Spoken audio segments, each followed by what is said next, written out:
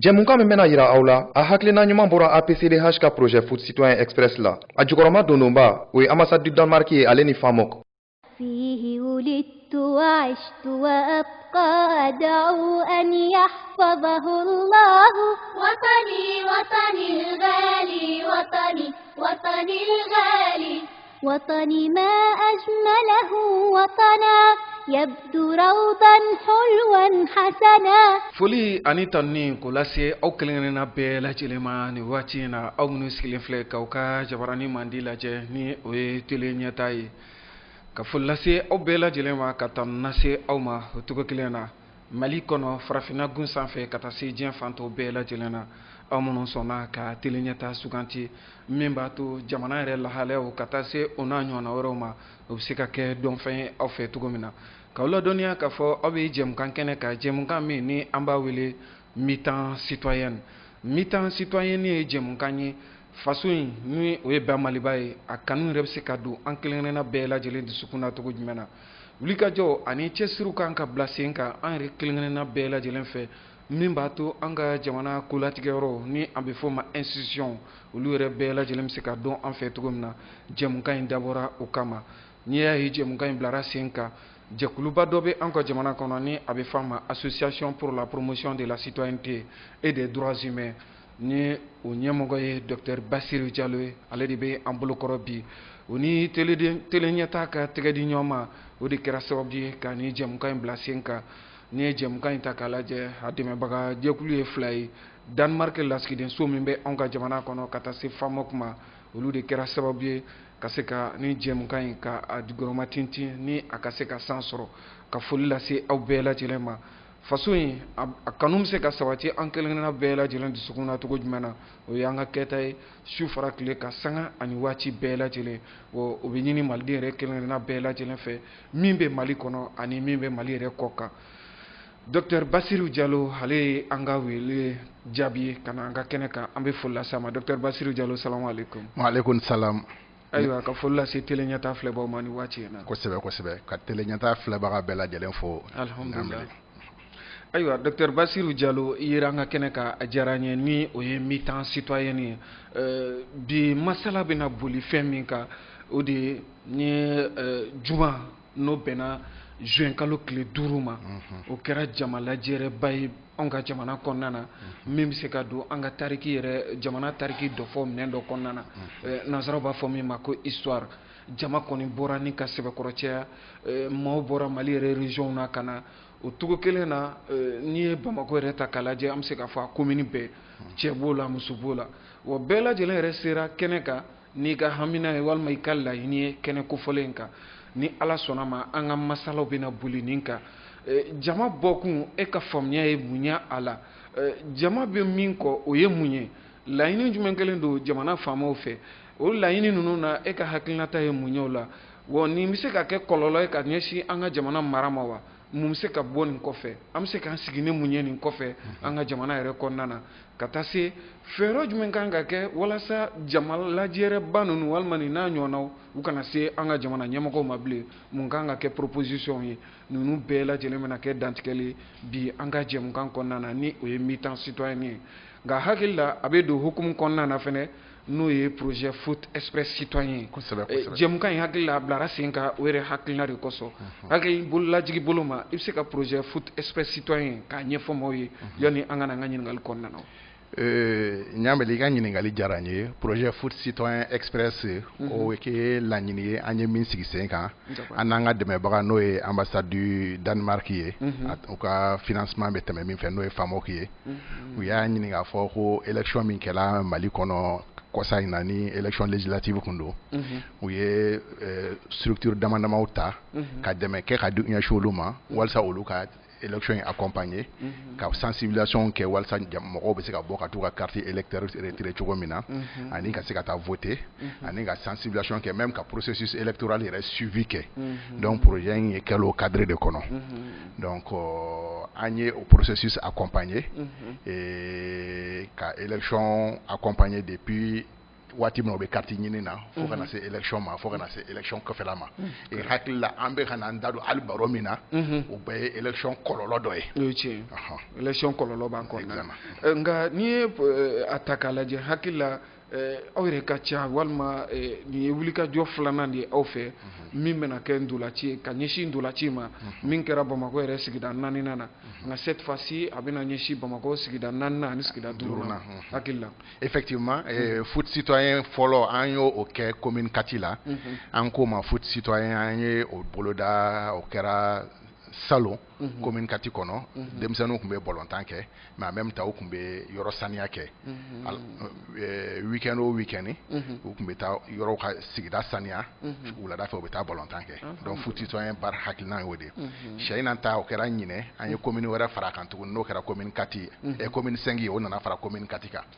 donc sɛ in na ta tun ye fana u bɛ ballontan kɛ mais en même temps u bɛ sigida mɔgɔw sensibiliser u ka t'u ka carte d'électeur ɲini donc foot citoyen yɛrɛ esprit y'o de ye ka jamana denmisɛnninw bila k'u to kulonkɛ la ka sɛbɛ kɛ faso kanu yɛrɛ bɛ se ka sabati kosɛbɛ faso kanu bɛ se ka don o dusukun na cogo min na alhamdulillah ayiwa docteur Basiru Jalo an bɛ segin ka na an ka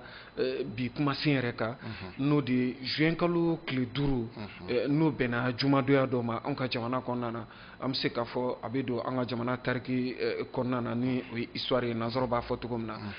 jamaba kɔni bɔra ni ka caya bɛɛ lajɛlen n'i ka laɲini sera nin kɛnɛ kofɔlen in kan kuma daminɛ na ni maa ko k'i ka analyse k'o kɛ juin kalo tile 5 tagama min kɛra jumadon e bɛ se ka mun sɔrɔ ka fɔ a kan. en fait ne bɛ min sɔrɔ ka bɔ a la n'i ye i y'a fɔ cogo min na jumadon juin kalo tile 5 organisation dɔw bɛ Mali kɔnɔ yan olu y'u tigɛ di ɲɔgɔn ma ka wele kan bila association caman b'o la k'o fara organisation politiques kan ka wele kan bila k'o jama ka bɔ ko parce que k'u bɛ t'u ka dusukasi jira jamana taacogo la jamana maracogo la ko a bɛ ka taga sira min fɛ o ma diya olu ye u ye wele kɛ mɔgɔw bɔra n'i y'a jateminɛ e yɛrɛ y'a fɔ i ka kuma kɔnɔ jama bɔra kosɛbɛ n'i ye Mali yɛrɛ ta k'a lajɛ i bɛ se k'a fɔ k'a ɲɔgɔn ma deli ka kɛ Mali kɔnɔ ni ɲɔgɔn jama ka bɔ mais ne bɛ n ka min fɔ n ka analyse la u ye n'i y'u ka gafe ta k'a kalan k'a ye k'a fɔ mɔgɔw bɔkun ye mun ye n'i y'a lajɛ nin bɛɛ tun bɛ Mali kɔnɔ kɔrɔlen nin problème nin bɛɛ bɛ Mali kɔnɔ kɔrɔlen a bɛɛ tun bɛ Mali kɔnɔ presque parce que ça c'est important analyse la nin problème ninnu tun bɛ yen depuis 2013 y'a sɔrɔ nin problème bɛ yen insécurité o école ko nin problème min bɛɛ tun bɛ yen et n'i y'a lajɛ nin problème ninnu yɛrɛ an bɛ se k'a fɔ o de kɛra sababu ye peut-être min ye président yɛrɛ min b'an kunna o ka élection nɔgɔya 2013 an bɛ se k'a fɔ a ma kɛ sababu ye ka dɔ lata yɛrɛ ka président dɔ lata kosɛbɛ dɔ t'a la ale nata donc jama ye n'i y'a ye a lajɛ 2013 taux de part disons a score min sɔrɔ environ 77%. 77%. parce que maliyɛnw kun y'a o waati la k'a bisigi k'a fɔ ale ye min ye u ye min ye a la ni ale nana ale bɛ kɛ sababu ye k'an bɔ gɛlɛya kɔnɔ donc ça c'est important k'an bɔ dingɛ kɔnɔ k'an jɔ tinti sanfɛ ça c'est important analyse la k'a fɔ ko problème ninnu tun bɛ yen kɔrɔlen problème ninnu yɛrɛ ye ale ka élection nɔgɔya donc ale élilen kɔfɛ a ye baara daminɛ ala y'a kɛ baara ma taa mɔgɔw taabolo fɛ mankanw cayala scandalew cayala problème misɛnninw cayara donc o bɛɛ lajɛlen kɔ an tora ka continuer activité mouvement dɔw bɛ kɛ école karamɔgɔw bɛ plainte kɛ yan dɔgɔtɔrɔw bɛ plainte kɛ yan magistrats bɛ plainte kɛ yan o bɛɛ kɛra an ka jamana in kɔnɔ o couche ka dɔgɔ min ma plainte kɛ min ma grève kɛ Mali kɔnɔ yan o couche ka dɔgɔ donc an tor'o bɛɛ kɔnɔ fo ka na se an yɛrɛ caman kun jɔrɔlen don ko jamana kuntigi tɛna se ka deuxième mandat sɔrɔ ala y'a kɛ an taara élection na ala y'a kɛ an taara élection na malgré tout résultat bɔra a gagné donc an continue tuguni donc yanni mandat fɔlɔ an ka o leçon tiré k'a fɔ fili min kɛra ni dɔnniya danaya kalifala ma tuguni an ka se k'o fili ninnu corriger an y'a ye k'a fɔ o fili ninnu caman ma analyse ma k'o kan k'olu corriger kosɛbɛ donc an nana t'o la an taara dialogue national inclusif la dialogue nana ka na jɔsen 4 ta bon résolution 4 ale ni recommandation caman ba résolution 4 in na élection législative organisée li kun b'a la donc jamana kuntigi a y'o k'a ka sinsin bere ye k'a bɛ fɛ ka élection organiser ko parce que ko dialogue national y'a fɔ a waati la an tor'o la o nana bɛn banako ma mɔgɔw commencera ka kuma caman kɛ est-ce que an tɛ élection bɔ a kɔrɔ a ko élection bɛ kɛ parce que dialogue ka kuma don donc an taara élection na o la n'i kun y'a lajɛ contexte sécuritaire la problème kun bɛ yen parce que en pleine élection le chef de ville de l'opposition a enlevé là le 25 mars 2020 en pleine campagne électorale au minena au tununa hali bi an t'a dɔn a bɛ yɔrɔ min na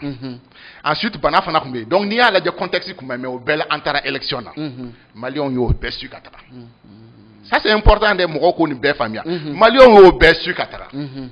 élection jaabi nana bɔ élection jaabi bɔra min kɛ a yirala k'a fɔ ko gɛlɛya bɔra élection organisation na yɔrɔ caman na mais malgré tout élection ye jaabi dɔw bɔra a la jaabi mun bɔra o taara cour constitutionnelle fɛ yen ministère de l'administration y'a ka jaabi bila ka taa cour constitutionnelle fɛ yen mɔgɔw yi nana ye k'a fɔ cour constitutionnelle ye yɛlɛma don jaabi dɔw la équipe dɔw kun battu la cour constitutionnelle ka jaabi nana ka na olu la gagner ka sebaya d'olu ma o kɛra sigida dama-damaw na an bɛ se ka Kati fɔ an bɛ se ka commune 1 fɔ commune 5 commune 6 Buguni Yanfoyila Sikaso an bɛ se k'olu fɔ n'an ye Mopti ta o ye cas wɛrɛ ye tuguni o ka don ni nin tɔ bɛɛ ye tuguni donc an bɛ se k'o fara ani Koro o bɛɛ b'a la donc du coup an ye nouveau mécontent créé tuguni dɔ farala dusukasibagatɔ kura wɛrɛw créé la tuguni k'o fara dusukasibagatɔ kɔrɔlen minnu bɛ yen an tor'o la an taara ko assemblée président sigi la donc assemblée président sigi la ala y'a kɛ u ka bolojɔ nana bɛn denmisɛnnin dɔ ma n'o ye Musa Tɛnbini ye donc o bila Musa Tɛnbini yɛrɛ ka ye fanga sɔrɔ min kɛ a ka discours fɔ la yɛrɛ y'a jira ka président jɔyɔrɔ bila donc o bɛ mun fɔ anw ɲɛna président jɔyɔrɔ bonyana ale ka sigili la ɲɛmaaya la mais n'i ye Musa Tɛnbini yɛrɛ ta Mali kɔnɔ yan parce que an bɛɛ bɛ ɲɔgɔn dɔn an ka courage sɔrɔ ka tiɲɛ dɔ fɔ i tɛ fɛ ka jogo mun yɛrɛ ye Mali denmisɛnninw na an tɛ fɛ ka jogo minnu yɛrɛ ye an ka denmisɛnninw na o jogo bɛɛ faralen bɛ ɲɔgɔn na Musa Tɛnbeni kan donc c'est pas un bon modèle a ma misaliya ɲuman jira ale a m'o yira yani a ka bila ni ɲɛmɔgɔya exactement c'est pas un bon modèle n'i bɛ modèle min bɛ promotion kɛ n'i bɛ fɛ ka denmisɛnninw jeunesse promotion kɛ Musa Tɛnbeni tɛ modèle ye kan ka min promotion kɛ parce que Musa Tɛnbeni kalanko gɛlɛyala a bolo an bɛɛ maliyɛn kɔnɔ bɛɛ b'o dɔn yan donc ni e y'o promotion kɛ n'i y'a ye violence fana na a tɔgɔ bɛ violence ko caman na n'i y'o promotion kɛ est-ce que i tɛ k'a yira denmisɛnninw na ko a ma se aw ka kalan tuguni aw ka violence kɛ dɔrɔn aw bɛ taa aw bɛ ɲɛ sɔrɔ donc il suffit que Musa Tɛnbeni ka histoire nin kɛra don min na yan'a ka kɛ fɔlɔ ani a kɛra don min na i kun ka Mali réseaux sociaux lajɛ dɔrɔn ani i kun ka tɛmɛ Mali gɛrɛnw fɛ i kun b'a dɔn ko dɔ kɛra Mali kɔnɔ min man diya maliyɛnw ye nin yɔrɔ la ne bɛ clin d'œil kɛ parce que ne bolo jamana kuntigi la ni a kɛrɛfɛmɔgɔw kun bɛ fɛ k'a dɛmɛ kosɛbɛ n bɛ misaliya la hali n'a sɔrɔ n t'o spécialiste ye mais service de sécurité n'an bɛɛ b'a fɔ ko SE ne bolo parce que olu kan ka se ka nin information ninnu yɛlɛ présent depuis assemblée sigi la ŋunu kuma cayara réseaux sociaux mankan cayara attention u kun kan ka kɔn k'o fɔ a ɲɛna donc an bɛ se k'a fɔ élection in de nana ka na kɛ goutte d'eau ye tubabuw b'a fɔ cogo min na la goutte d'eau qui a débordé le vase jini kuni min tɔnina kɔnɔ n'o ye ji tɔ bɛɛ yɛrɛkɛ parce que mɔgɔw kun dusukasilen don mais o dusukasi kɔnɔ an kun sigilen don an sigi k'an bolo fila da siga école ko gɛlɛyalen don exactement lakanabaliya bɛ yen o bɛɛ bɛ yen nka an tun kɛlen don k'an bolo fila da an bɛɛ la an sigilen don mɔgɔ courage ma sɔrɔ k'a fɔ ko a ka bɔ yen mais nin de kɛlen jamanadenw yɛrɛ caman y'a ye k'a fɔ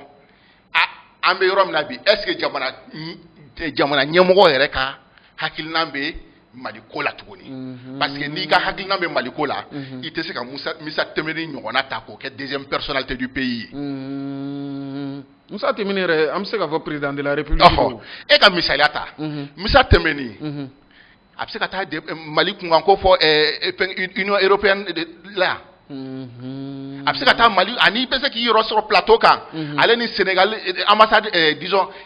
assemblée président ale ni Côte d'Ivoire assemblée président ni jamana wɛrɛ assemblée président est-ce que a laban tɛ kɛ kumasulu y'an bolo est-ce que a tɛ kɛ kumasulu y'an bolo donc n'i y'o lajɛ o ma bɛn maliyɛnw ma k'o fara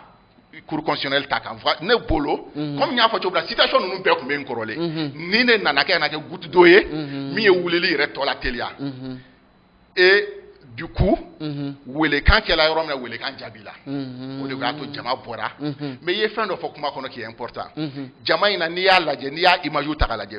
bɛɛ n'i ka hamina nana jama ka ca cogo min na o cogo na hamina de bɛ yen donc ça veut dire que le problème est très profond bɛɛ n'i ka hami hamina nana n'i ye plaque dɔw ye u bɛ Sumayila ko kuma de bɛ yen ko ka Sumayila labila plaque dɔw la ko dɔw den sara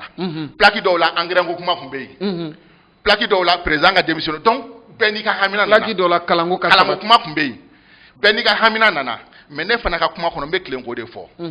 parce que mɔgɔ dɔw bɛ yen bi u ko ko minnu ye nin organiser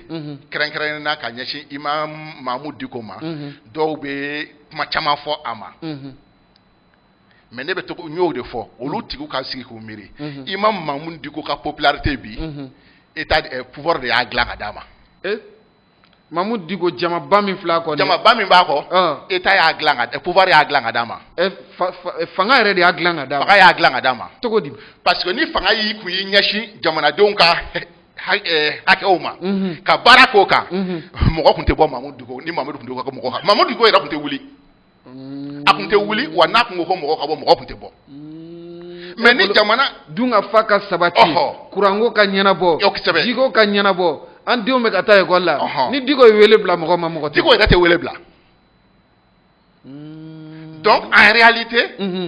il faudra que jamana marabagaw u k'u sigi k'u miiri au lieu de voir Diko comme un problème u k'u yɛrɛ ɲininka mais anw ye mun kɛ pour que Diko ka weleli kana jama kana bɔ nin cogo la tan n'u ye o analyse kɛ u b'u baara kɛ cogo dɔn a ka ca Ala fɛ mɔgɔ o mɔgɔ a kɛra Diko a kɛra mɔgɔ wɛrɛ n'i ye nin ɲɔgɔnna weleli kɛ tuguni mɔgɔ tɛ bɔ tuguni hali pancarte ninnu kan i b'a ye k'a fɔ kuranko ni jiko fɛnɛ o fɛnɛ tun bɛ n'o de f'i ɲɛna minnu b'a la ko kuran bɛ ka tigɛ anw yɛrɛ ka quartier la nin wagati in na bɛɛ de nana n'i ka ŋaniya ye et comme je le dis souvent en français le pouvoir crée toujours des frustrés kuma o kuma marabagaw yɛrɛ bɛ mɔgɔ dusukasilenw dɔ fara maa dusukasilenw kan donc dusukasilenw de farala ɲɔgɔn kan o de kɛra nin ye mais yɔrɔ dɔ bɛ yen o de kosɔn la chose est encore plus importante munna nin y'a ye minnu sera ka bɔ nin y'a ye minnu sera ka bɔ caman bɛ yen fana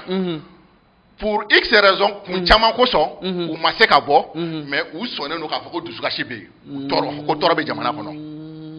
hakili la ni Mali kɔnɔ bi ni consensus bɛ yen bɛɛ sɔnnen don k'a fɔ k'an bɛ ka taa ca cogo min na o man ɲi hali minnu bɛ ye nin bɔli lagosi réseaux sociaux kan n'i y'a kalan u b'a lagosi u bɛ Mahamudu Diko lagosi mais u si ma lagosili kɛ k'a fɔ ko bɔkun tɛ tiɲɛ ye ça c'est important kalanko sabatilen don courant bɛ Mali kɔnɔ 24 heures sur 24 heures ji bɛ na robinet ji bɛ sɔrɔ an fɛ 24 heures sur 24 heures détournement tɛ Mali kɔnɔ surasiw bɛ condition na u si ma bɔ k'a fɔ ko o ye ko de bɛ yen mais u bɛ bɔ dɔrɔn u bɛ organisateurs lagosi donc ça veut dire que olu yɛrɛ sɔnnen don ko problème bɛ yen donc ni problème bɛ yen a bɔ karisa de y'a kuma wuli karisa y'a kuma wuli c'est pas ça le plus important kunun ni dɔ tun bɛ baro la n y'o de fɔ ɲɛna n ko misaliya la e ni i jugu jɔlen don aw jɔlen don wara kun bɔra e kɔfɛ e jugu ko ko wara ale se sentigɛni ta e b'i jɔ ko parce que ko i jugu de y'a fɔ k'i tɛ wuli yan non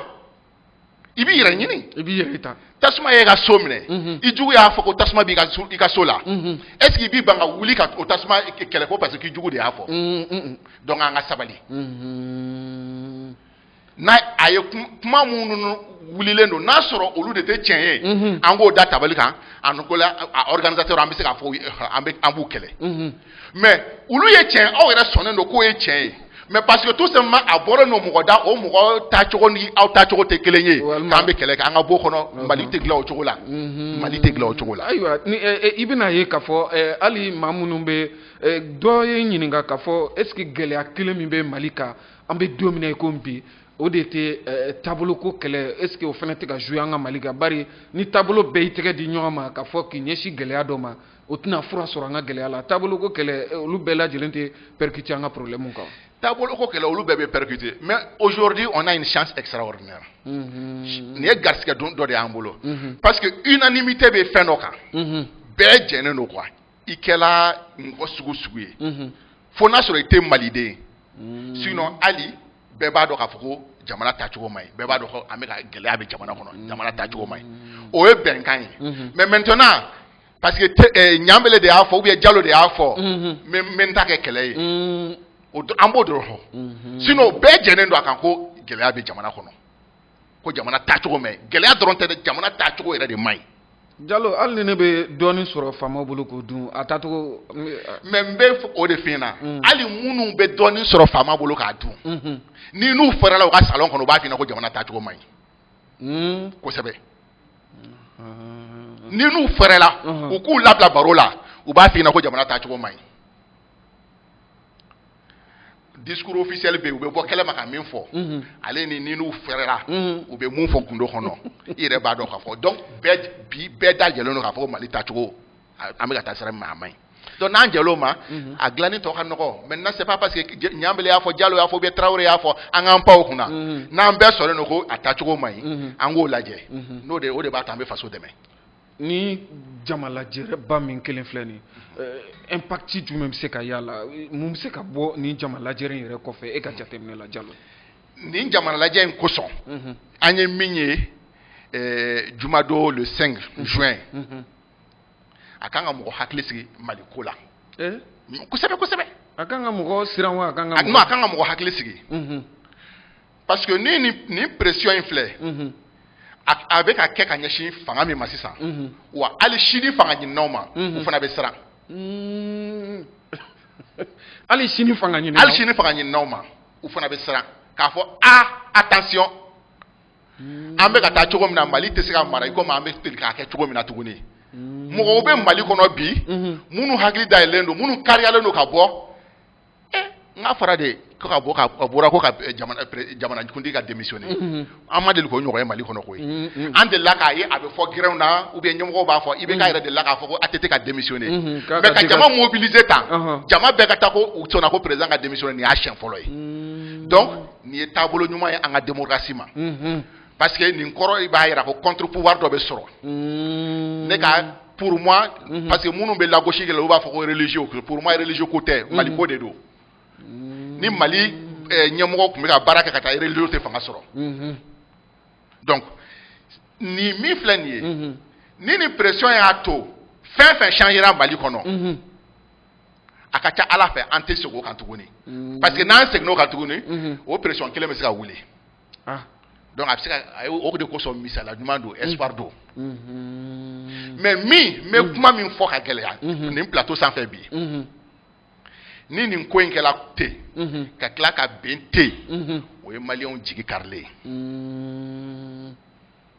fo yɛlɛma dɔ de kana nin fo yɛlɛma dɔ ka bɔ nin kɔnɔ ni yɛlɛma dɔ min bɛ kɛ hɛrɛ ye ka ɲɛsin Mali ma min bɛ kɛ hɛrɛ ye ka ɲɛsin maliyɛnw ma min bɛ kɛ hɛrɛ ye ka Mali yɛrɛ maracogo yɛlɛma n'o kɛra marabaga minnu bɛ na bɛɛ b'i ɲɛ kilen désormais parce que bɛɛ b'a dɔn n'i ma ɲɛ kilen mɔgɔw bɛ yen minnu bɛ se ka tugu ka jama labɔ tuguni ka pression kɛ n kan n bɛ ka kɔlɔsi kosɛbɛ donc o ye a nisɔndiya yɔrɔ ye a y'a nisɔndiya yɔrɔ ye alhamdulillah parce que an tun bɛ nin de ɲini depuis waati caman jamana si tɛ se ka taa ɲɛ ni jamana ɲɛmɔgɔ bɛ sigilen don ou bien jamana marabagaw sigilen don k'a fɔ ko n'an ye ko kɛ a bɛ tɛmɛ ko foyi ti bɔ a la nya fo nga kuma temele no kono ya parce que marabagaw hakila ko mbeg ni ko ke ateteme o di ato cour constitutionnel affaire nikela o di ato terminer yira sur Mali assemblée nyamugala sinon nous kumba do tu penses que ni na soro ni do kunkela avant les élections que la chugum na kutekete o aywa docteur Bassirou Diallo ni waliya in ta k'a lajɛ ni gɔlɛya min filɛ walima ni jama lajɛrɛ min kelen filɛ ni Mali kɔnɔ n bɛ se k'a fɔ walasa ni ɲɔgɔnna wɛrɛ kana se ka kɛ solution bɛ nin na wa fɛɛrɛ bɛ nin na wa jamana marabaaw yɛrɛ fɛ walima a ka ja ka taa se jamana ɲɛmɔgɔw ma a kana ni ɲɔgɔnna jama bɔlen ka jigin a ka dugu kɔnɔna na bari jamana marabaa nin t'i togo la togo si la nka a ka mun fɛɛrɛ de bɛ se ka boloda e yɛrɛ bolo jamana marabaaw fɛ bibi in na walasa nin n'a ɲɔgɔnna fila a kana se ka kɛ jamana masakɛ yɛrɛ ka mandat kɔnɔna na.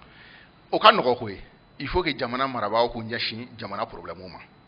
il faut que jamana marabaaw k'u ɲɛsin jamanadenw ka tɔɲɔw ma k'o tɔɲɔw wuli ka bɔ jamanadenw kan n'o kɛra mais ni o baara kɛra jamanadenw yɛrɛ ɲɛ b'a la a baara bɛ ka kɛ hali na parce que baara dɔw bɛ se ka daminɛ a hɛrɛ bɛ na kɔfɛ kosɛbɛ ni jamanadenw y'a ye ko baara bɛ ka taa u ka problème dilan ni ɲɛsili la jamanadenw b'u sigi u tɛ bɛn hɔn mais u y'a ye k'a fɔ baara yɛrɛ tɛ ka taa olu ka gɛlɛyaw ɲɛ kan don o don dɔ de bɛ kunun ka fisa ni bi ye donc mais ne bolo ni sortiba min kɛlen filɛ ka fɔ proposition dama damaw bɛ ne bolo ka ɲɛsin o la proposition fɔlɔ ye mun ye il faut que jamana ɲɛmɔgɔw u ka sɔn k'a fɔ ko gɛlɛya bɛ yen olu yɛrɛ ka sɔn ma parce que n'i y'a jateminɛ a kana kɛ tout va bien n'i y'a jateminɛ slogan de campagne yɛrɛ tun ye ko notre grand Mali avance mais an ka tiɲɛ fɔ ɲɔgɔn ɲɛna est ce que réellement notre grand Mali avance ayiwa donc n'an y'o lajɛ ni anw sɔnna fɔlɔ parce que problème y'o de ye o ni e yɛrɛ ma sɔn fɔlɔ k'a fɔ ko a tɛ ka taa ko kow taacogo man ɲi yɛlɛma foyi tɛ se ka kɛ donc jamana ɲɛmɔgɔw ka sɔn ko ni maliyɛn min bɔra juma le 5 nin bɛɛ tɛ fu ye c'est que kɔlɔlɔ dɔ bɛ jamana kɔnɔ tɔɲɔ dɔ bɛ jamana kɔnɔ n'olu sɔrɔ ma je pense qu'an ye pas dɔ kɛlen déjà ensuite maintenant fɔkun kɛra mun ye a fɔra ko u y'a ɲini ko jamana ɲɛmɔgɔ ka démissionner o ye fɛn caman caman b'a kɔnɔ ne ka hakilina na bɛnkanw bɛ se ka ɲini mais o bɛnkan ye fɔlɔ bɛ ɲini mun na n y'a fɔ cogo min na jamana ɲɛmɔgɔ ka sɔn a n'a jamana marabagaw bɛɛ lajɛlen ka sɔn k'a fɔ ko gɛlɛya bɛ jamana kɔnɔ deux u ka Diko kana considérer ka continuer ka Diko lajɛ comme un problème il n'est pas un problème comme n y'a fɔ cogo min na ni kow ka ɲi Diko tɛ wuli yɛrɛ wa mɔgɔ tɛ tugu a kɔ yɛrɛ donc il n'est pas un problème nous olu y'o kɛ a bɛ discussion nɔgɔya en ce moment ɲɔgɔn ye o bɛ se ka kɛ fɛn dama dama bɛ yen ne bolo o bɛ se ka kɛ ne tɛ juriste ye dɛ i y'a faamuya mais ne bolo Mali ka bon ni nin bɛɛ ye la preuve est que an taara accord Algérie ka taa accord dɔ signer constitution ko kumaw ni fɛnw bɛ yen mais o la fɛn caman siɲɛna peut-être que olu t'an ka constitution to permet donc an bɛ se ka sigi ka bɛn fɛn dɔw la an ka député ka mandat kun banna kɔsa in na Mali constitution kun t'a permet mandat ka continuer o mais u ye fɛɛrɛ sɔrɔ ka mandat continuer o donc ça veut dire que fɛɛrɛ bɛ se ka sɔrɔ fɛɛrɛ dɔ ye mun ye ne ka fɛɛrɛ dɔ ye mun ye jamana ɲɛmɔgɔ ka décision ta ka cour constitutionnel mɔgɔ 9 min bɛ yen k'u bɛɛ wuli ka bɔ yen pour faute grave peu importe a k'u bɛɛ wuli ka bɔ yen parce que problème dɔ y'olu ye an bɛ bi mina problème fanba dɔ y'olu ye a k'a bɛɛ wuli ka bɔ yen maintenant juristes bɛ se k'a dɛmɛ baara bɛ kɛ cogo min na pour que k'olu wuli ka bɔ yen mais a k'olu wuli ka bɔ yen a ka wuli a ka o décision ta sisan ensuite a ka décision ta assemblée kɔnɔ n ye dugu fɛn fɛn cité ni vote la ni problème kɔrɔ la a ka député fɛn fɛn bɛ assemblée kɔnɔ o la a k'olu bɛɛ ka mandat arrêté ka segin kɛ élection kan non an kana segin kɛ élection bɛɛ lajɛlen kan localité minnu ni gɛlɛya b'olu la localité minnu ni gɛlɛya b'olu la Kati commune 1 commune 5 commune 6 Buguni Yanfoyila Sikaso Koro Mopti nin dugu ninnu segin ka kɛ élection a ka député minnu bɛ k'olu dugu représenter fɔlɔ olu ka mandat ka arrêté assemblée tɔ bɛ continuer o tɛ problème ye o assemblée tɔ bɛ se ka continuer fɔlɔ n'olu ka mandat arrêté la élection partielle be organiser au dugu la n'a ka d'u ye pour que an kana dépense bonya yɛrɛ segin tɛ kɛ élection bɛɛ kan bureau de vote damadamani bɛ yen mana sa ye bureau de vote damadamani de t'a tɔgɔ ma élection bɛ segin bɛ kɛ élection kan o zone ninnu na segin bɛ kɛ élection kan o zone ninnu na donc n'o kɛla o score bɛ fara score tɔ ninnu kan o kɛ kun n ye nin modèle fɔ pour que ka dépense nɔgɔya misali la sisan ni commune fajigila de annulera kosɛbɛ segin ka kɛ fajigila élection kan ka élection kan k'o ta k'o fara kan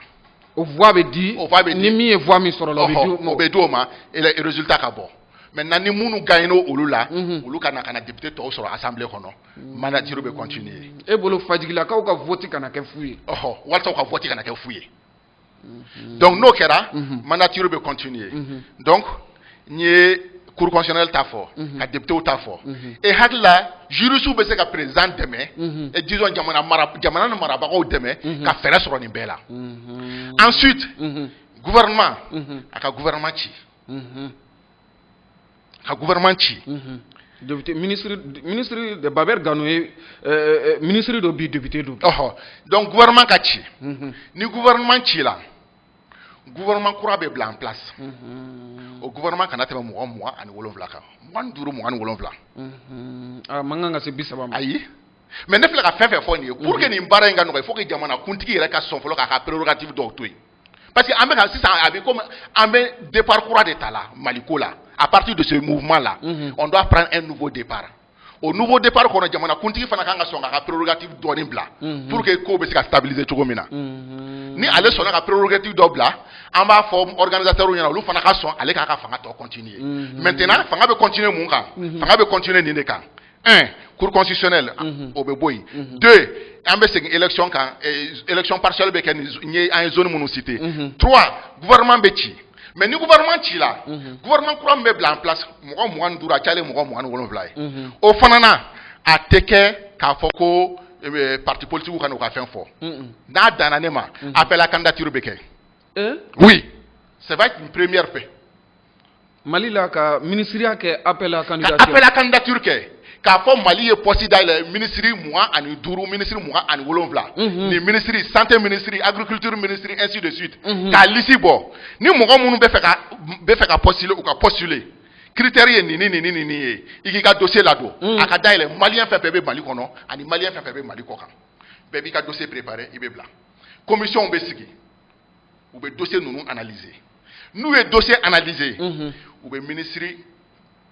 minnu ka dossier ɲɛna n'a ka di u bɛ se ka phase interview fara kan ka dossier sélectionner ni présélection kɛla dossier la u bɛ sɔrɔ k'u passer interview la ni minnu ɲɛn'o la u b'o sigi ka gouvernement o liste bɛ ta k'o di président ma président bɛ sɔrɔ ka papier note bɔ n'o ye k'olu kɛ ministre ye donc ni olu kɛla ministre ye il faudra que parce que an bɛ kɛ ni an bɛ à partir de maintenant ça doit être an ka objectif kan ka kɛ ka Mali lawuli sisan donc ce serait un gouvernement qui va venir dispositif kura fɛn fɛn bɛ kɛ o bɛ kɛ ka na Mali de lawuli donc ni o gouvernement nana sisan n bɛ se ka ministériya kɛ n ka na la o de don mais k'a fɔ ko karisa parti politique nin ye dɔ tɔgɔ di nin ye dɔ tɔgɔ di an ka bɔ o kɔnɔ parti politique ni mandat tɔnin na pour que ka président ka mandat tɔ laban il faut k'an ka ɲinɛ parti politique kɔ dɔɔni parti politique yɛrɛ ka sɔn o ma u ka sɔn o ma donc parti dɔ ka candidat dɔ bila ka na fɛnkɛ o na ka dabila appel à candidature bɛɛ bɛ postuler a ka di mɔgɔ mɔgɔ ni i dalen don a la ko valeur intrinsèque b'i la ka kɛ ministériya ye ministre i bɛ postuler ni postuler ni i retenu na maintenant n'u retenu na 1 bɛnkan dɔw bɛ signé bɛnkan fɔlɔ bɛ kɛ mun ye mɔgɔ ministre fɛn fɛn retenu na n'o kɛra ministre ye a kɔnɔ élection kura nata présidentielle kura nata u bɛɛ bɛ papier signé k'u tɛ kɛ candidat ye oui parce que tous an bɛ ka na Mali de an bɛ ka fɛɛrɛ de ɲini ka Mali bɔ wo kɔnɔ sisan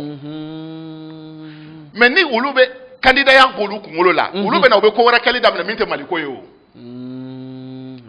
u bɛ sɛbɛn kɛ fɔlɔ k'a fɔ k'u si tɛ kɛ candidat ye élection présidentielle nata wɛrɛ min bɛ na u si tɛ kɛ candidat ye wa jamana fana bɛ gafe sɛbɛn k'a yira fana u talen don fo jamana ɲɛmɔgɔ ka mandat tɔ an tɔ tora san 3 ɲɔgɔn ye o san 3 kɔnɔ n'o kɛra fana u hakili sigilen bɛ baara kɛ parce que u b'a dɔn k'a fɔ remaniement ministériel tɛna kɛ pour que k'u wuli ka bɔ yen donc hakili sigilen bɛ baara kɛ mais ministre sigilen don n'a b'a dɔn ko kalo 6 kalo 5 ne bɛ se ka n place perdre o tɛ baara kɛ o bi dufa fa yɔrɔ ɲini yani kalo 5 ka se exactement donc nin fana na gafe bɛ sɛbɛn olu b'u engagé k'u tɛ kɛ candidat élection présidentielle nata la en contrepartie fana na a fana bɛ engagé k'a fɔ u bɛ u ka poste la fo ka mandat jamanakuntigi ka mandat ban fo ka taa se 2023 ma mais clause de sortie dɔ bɛ k'a la mais bɛ k'a la o mais ye mun ye ministre bɛɛ bɛ évaluer san o san kalo 12 o kalo 12 ministre bɛ évaluer ministre min ka évaluation man ɲi évaluation in fana na jamanadenw ka satisfaction bɛ ja don a la donc ni ministre min ka évaluation y'a jira ko ministre in ka évaluation na vraiment a taacogo man ɲi o bɛ bɔ yen o de bɛ kɛ clause o de y'a to clause bɛ don contrat kɔnɔ o bɛ bɔ yen appel à candidature bɛ kɛ k'o remplacer wa feuille de route dɔ bɛ di ministre ma contrat de performance a b'o de signer depuis i bɛ ministère daminɛ ne nana nin gɛlɛya bɛ département na ne nana ne bɛ nin labɛn ne n ka objectif ye nin ka nin lase yan san 1 ka nin lase yan san 2 ka nin lase yan san 3 kɔnɔ donc n'o contrat de performance kɛra ni évalué la au bout de 12 mois n'i taacogo man ɲi e bɛ bɔ yen appel à candidature kura bɛ kɛ mɔgɔ wɛrɛ bɛ na e nɔ na n'an y'o kɛ sisan a ka ca Ala fɛ jamanakuntigi ka mandat tɔ in a bɛ kɛ mandat ye min bɛ Mali bɔ ka na Mali jɔ gere sanfɛ ni Mali jɔla gere sanfɛ politiciens élection mana organiser ni parti min gagne o la o tigi b'a ka Mali gérer maintenant parce que o y'a sɔrɔ an ye Mali bɔ wo kɔnɔ k'a bila sanfɛ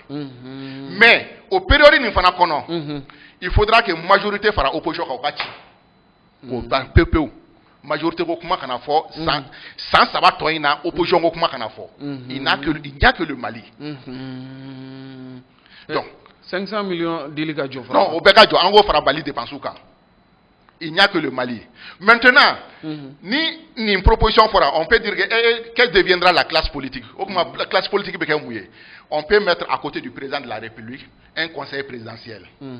conseil présidentiel o bɛ se ka sigi donc parti bɛɛ ɲɛmɔgɔ bɛ se ka k'o kɔnɔ ani société civile ɲɛmɔgɔw olu fana baara dɔ bɛ d'u ma san 3 in kɔnɔ o baara min bɛ d'u ma u k'u sigi k'a lajɛ an bɛ Mali la sisan Mali priorité bɛ se ka kɛ mun ye de façon géostratégique et de façon sur le plan développement même interne du Mali priorité ye mun ye u k'o priorité dégager n'o liste sɔrɔla ka ban ça ce serait imposé à tous les présidents de la République k'a fɔ k'i nana o parce que a lajɛ an ka misaliya ta Nord yɛrɛ problème wulila anw fɛ yen an yɛrɛ ka politiciens bɛnnen tɛ Nord ko kan alors que aujourd'hui fɛn dɔw bɛ yen jamana fankelen tilalen don politiciens bɛnnen t'o kan dɔw bolo a ka ɲi dɔw bolo a man ɲi ainsi de suite donc fɛn dɔw bɛ yen enjeu stratégique dɔw bɛ yen jamana kɔnɔ n'o enjeu stratégique bɛ yen politique o kuma tɛ yen donc conseil présidentiel min bɛ sigi o président kɛrɛfɛ conseil présidentiel ka baara bɛ kɛ k'o enjeu stratégique ninnu dégager k'o liste kɛ maintenant o liste nin ce serait non négociable au Mali i mana fanga sɔrɔ Mali kɔnɔ o liste nin kɔni o tɛ et tous les partis politiques ni maga kɛra o problème nin kelen na dɔrɔn bɛɛ bɛ tile politique o to ye waati la Mali ko de bɛ an bɛ Mali sauver o waati la donc o fana bɛ se ka confier o la donc n'o kɛra parti politique ni société civile o fana bɛ temps sɔrɔ k'u occuper o waati la et entre temps les compétences qui auraient occupé le gouvernement olu fana bɛ baara kɛ o waati la a ka ca Ala fɛ an bɛ taa se 2023 la waati jamana bɛ bɔ ka na gere sanfɛ. Docteur Bassirou Diallo yɔni ka ɲininkali laban k'i la est-ce que gɛlɛyaba min fana bɛ anw ka jamana kan o tɛ objectivité c'est-à-dire kuntilenna dɔ ka minɛ anw yɛrɛ ka jamana fɛ k'a fɔ an kun dalen bɛ nin kan walima nin y'an ka laɲini ye o tɛ an ka jamana o tɛ gɛlɛyaba ye fana ka ɲɛsin an ka jamana ma. o ye gɛlɛyaba ye vision ko b'an na vision ko b'an na ɲɛmɔgɔ kunda vision ko b'an na département bɛɛ kunda i bɛ taa bi i bɛ Mali ministres ta i sigi ka baro kɛ n'u ye quelle est leur vision par rapport à leur département i bɛ baara wuli dɛ laɲini min b'e la e yɛrɛ ministre ye ale ka temps kɔnɔ yan a bɛ fɛ ka mun de kɛ a bɛ fɛ ka curseur bouger ka bɔ point jumɛn ka taa point jumɛn na a ye objectif ambition jumɛn d'an ma quelle est la vision qu'il dicte pendant qu'il est au niveau à la tête du département n'i y'a question posée caman kunna Donc si les choses ne sont pas clairement définies, et mon équipe fait faire ça, parce que quand ligne de conduite et de direction dit, et de tempo dit. Nous que la tobo au voilà. Et directeur ni fait mon ébolu nommé et faut pas ne faire ni de carton. Voici direction est née. Donc on le barake au là. On le barake pour gâteau direction là. Mais ni direction dit l'entouma. Donc on doit un dossier comme micro, dossier que l'on géré. La kunglena jolente. Donc nous ça devient de la routine. Nous on a un bureau là domina nous émis robot géré. Mais au tas qu'il faut quand même barake pour arriver à ça. Au cas de département ministériel kunda. Misali la ka sene ministre nyininga.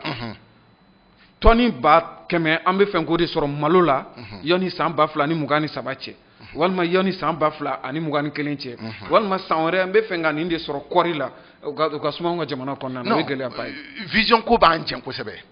alors que c'est la première des choses ni équipe qu'on constitué anga président ko ereto anga ministre ko toy fe on fe na ni jama fra nyon ka ba vision do kanga ke ibe vision do de duma ameta ne sraka wa ibo former no esprit ko dusu do kono même misela ta volontaire équipe kan ni e volontaire équipe ndo ta Barça et Real et autres là c'est ay ibe depuis ibe do club kono ibe préparé psychologiquement ka faut que e manga battu wonyina angala inini donc c'est la même chose ni équipe nous constituée autour de toi ka vision claire d'ouma ka stratégie d'ouma donc il faut préparer des oui on ne doit pas échouer. Il faudra qu'on atteigne cette vision-là. C'est un devoir obligatoire pour nous. Parce que en ce moment, vous pouvez baraka kata au Sraka. Real ni Barça nous va former un championnat tanyina ka coupe soronina ka Ligue des Champions soronina parce que au dedo al nitara club la ka soro au esprit tikuna au beau esprit de doikuna naye misala ta fana jamana ka américain denga kalana depuis kalan wati lo ba adwa kuna ka nyokon te dugukolo kan kabri kalan wakati depuis kalan wati la abe préparé là donc il faut ça et tout ça équipe constituée car ema ta sera clélendi équipement ou ema ira équipe là ko l'équipe n'a pas le droit à l'échec ni mo ira équipe no équipe échoué là o manga bal mo wala ça donc ni vision d'amendement nous ne ba on janga jamana barala donc ni mouvement 5 juin mouvement bisika ke sababuye anganski ka sakura do jamana koro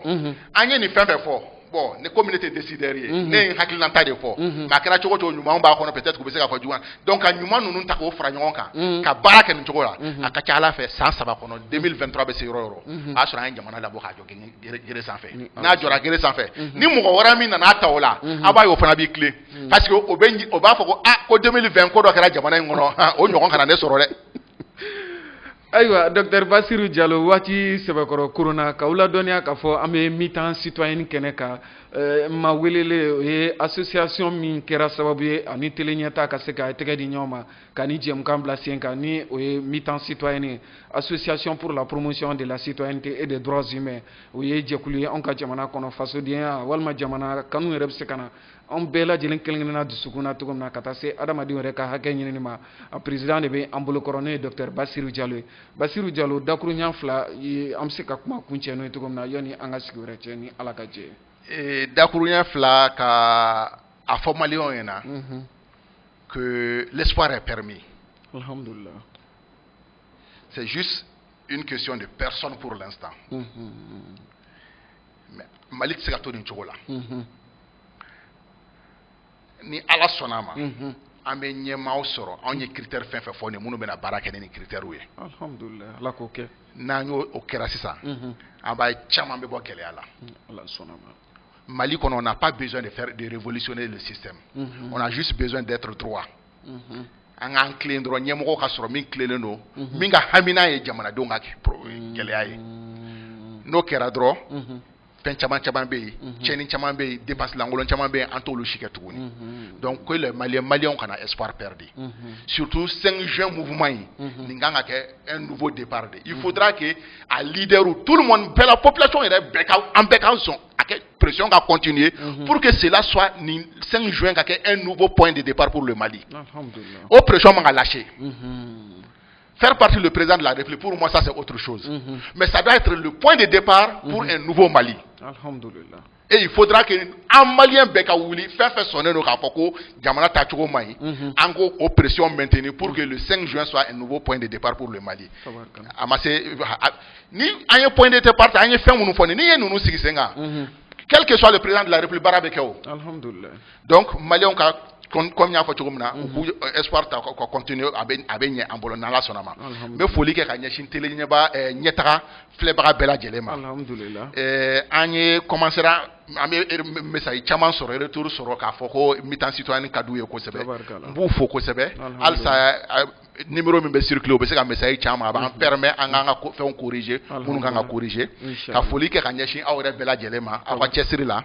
ani nga foli ke kanya shin na demayama ani jenyogon bela jele ni ala sonama madame Diallo nono ko tum promesse bani nyogon che alni asro manga nono e ka fo madame Diallo yana nono kon mayi folo.